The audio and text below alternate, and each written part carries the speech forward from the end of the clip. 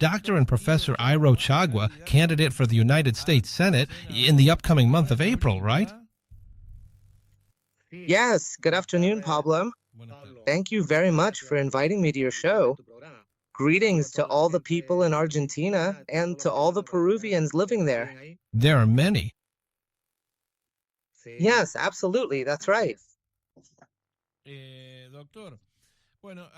Well, a few minutes ago, I was talking to a bioethics professor, a former bioethics professor at one of the country's top universities, who was part of this so-called anti-vax movement. But, well, that's how it's popularly known, right? One of the speakers at the Congress held in the National Chamber of Deputies in November of last year. What I was specifically trying to warn him about was that I saw some opportunistic people who just jump on the bandwagon, especially when all this mass movement is generated around an idea or a trend. And that has almost a direct link to politics. Like this movement, this feat, this idea, this common factor that seems to bring all these different people together, that is exactly when the opportunists start to appear. I'm seeing some that, honestly, I won't say names because I don't think it's right, but who want to latch on and weren't part of it, because otherwise they would have all the legitimacy. In this sense, I believe that in your case, it's well earned because of your track record, because you're almost, we could say, the emblem, the figurehead of this whole movement there in Peru. Is that so? Or one of the most representative figures of this space? Yes, I think I'm perhaps the most visible doctor in all of Peru. There are also legal professionals involved, and the most prominent and highly visible lawyer in Peru against transhumanism is Dr. Beatriz Mejia. In the case of doctors, it's me. Very well. And now you're campaigning for the position of senator, specifically in what position and in what place on the party's list of candidates? I am running for the National Senate with the number 9. 9. for the FE party in Peru. And I assume you have some serious expectations of being accepted, right? Yes, a significant number of people in the country are quite familiar with us. I'm known nationally. The leadership of the anti-system movement, the so-called anti-vax movement, conspiracy theorist, misinformer, anti-scientific, whatever they want to call it. Well, the vaccine is a poison. If we're clear on that, then yes, I'm anti-vaccine, right? The public has known us for at least 5 years now. We've been working consistently. There are many doctors, there are at least 4,084 of us who don't have a single dose of the COVID poison, and from then on, not a single dose of any other vaccine. 4,000 in Peru? That's 4,084. Oh, wow. That's great news. That's good. That's good. That's officially, you know? Now, unofficially, there are many thousands more. Sure, because they're the ones who forged that. Of course, they've resorted to various forms of corruption to survive the system, to bypass potential complications by not getting vaccinated, and to publicly and adamantly refuse any vaccine while making it appear within the official system as if they haven't had any at all. That's problematic for a doctor in Peru, and I imagine it's the same in Argentina and all over the world. But there are 4,084 of us doctors who officially registered in the system don't have a single dose of the COVID vaccine. But that's a very high number. It's a success. It's a success.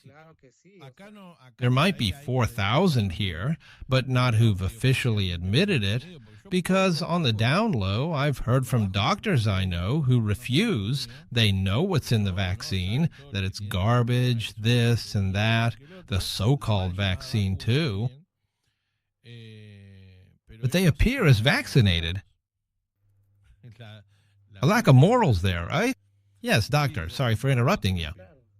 Sure, there's some of that in Peru too. There are thousands of doctors who haven't been vaccinated, but they appear as if they've had 4 doses, 3 doses. Just like most doctors in Peru already have their 3 doses. The fourth dose was a total failure. 70% of doctors in Peru, healthcare personnel, didn't accept the fourth dose. There are 5,184 doctors, 5,184 doctors who have only one dose. They got it by mistake, then they thought about it, realized it was a huge error, and never got any more COVID doses. That's officially recorded. So I think we can definitely say, well, I'm not entirely sure about the stats for other countries. It really does seem like Peru has been very successful in this regard, right? I don't know about Bolivia or other countries, but it seems to me the rejection rate among doctors is very high. That's great news, and let's give a toast to Peru, our beloved sister nation. But that's actually quite wonderful because I don't think those numbers exist here. Of the 100,000 doctors affiliated with the Medical College of Peru, 10,000 doctors, at least 10,000 doctors, agree with what I'm telling you right now. The problem is that not everyone will be able to speak. Not everyone will be able to actually show their own face, to bravely stand up against the system like this, because as we have seen, unfortunately, this often costs you your job. You know it. Yeah, exactly. This results in significant and costly losses in every sense, economic, legal, and across every other possible aspect. It creates substantial harm to confront the manipulation of the healthcare system. Yes, how terrible, right? Well, and how do you see the. What would be your most important projects, Doctor? Assuming the elections, the vote is in April, what day? April 12th. April 12th. And when do you take office? Upon winning the seat, July 28th. July 28th. Starting July 28th, what will be your main projects? The first ones, right? Because it's 4 years as well, a 4-year term. To begin with, the primary objective is to publicly and explicitly denounce transhumanism on the stage of the first power of the state, which represents the most critical issue concerning our national security. Yes, which is no small thing. No small thing. Well, yes. What's next? Incredible. Yes, what follows immediately is a detailed review of various international treaties, which precisely lead us toward more transhumanism. We are specifically talking about the Global Pandemic Treaty, the updated international health regulations, and several agreements Peru has had. For example, consider the 1983 formal agreement between the Peruvian Navy and the United States Navy to establish specialized research laboratories. These biotechnological facilities that are located in Peru have been in charge of conducting extensive research and, in practice, performing experiments to manufacture dangerous biological weapons since 1983. This ongoing situation has led to the worsening of various infectious and contagious pathologies, starting with dengue fever, cases of human immunodeficiency virus, tuberculosis, and malaria have increased significantly more over time. Diseases like Chagas disease, leishmaniasis, etc., etc., etc. All diseases have curiously worsened. We didn't have Aedes aegypti mosquitoes here. For example, in Peru, there were no mosquitoes in 1983. They didn't exist since the year 1958. Practically 30 years before, mosquitoes had already been eradicated. Aedes aegypti, these mosquitoes that transmit dengue fever, were no longer in Peru. There was no dengue in Peru. However, curiously, 1 year after the installation of these foreign biotechnological laboratories in our country, in the Peruvian jungle, in Iquitos, the Aedes aegypti mosquito reappears in 1984, curiously in Iquitos, and it spreads. progressively over the years throughout the Amazon, throughout the jungle, and reaches the coast. How lucky. And now it practically reaches the highlands, it reaches everywhere. The mosquitoes, they've been responsible for the large scale manufacturing of mosquitoes because that's exactly what is outlined in the studies described in the official research agreement between the Peruvian Navy. How terrible. Yes, it's about time. And hopefully, God willing, all this large amount, this significant mass of people, well, if the doctors have that very interesting number of having opposed the compulsory vaccination that we went through. Hopefully, they can come together in line with this list, with the list of the FE party, if I remember correctly. Yes, FU in Peru. Faye in Peru. Well, so from here, you have an open space to comment on how the campaign is going, the polls, how they position you as a political force. You see, our movement and our people simply don't appear in the traditional official polls, in the polls conducted by these large companies that have always been bought or manipulated by the powerful economic and political elites here in the country. We don't appear at all. But that's what the official polls say, the systems polls. In reality, the street says something else. On the street, we are very popular, but according to the polls, that always, every 5 years, these polls have always failed, huh? Yes, yes. They've always put the system's favorites in the most prominent positions.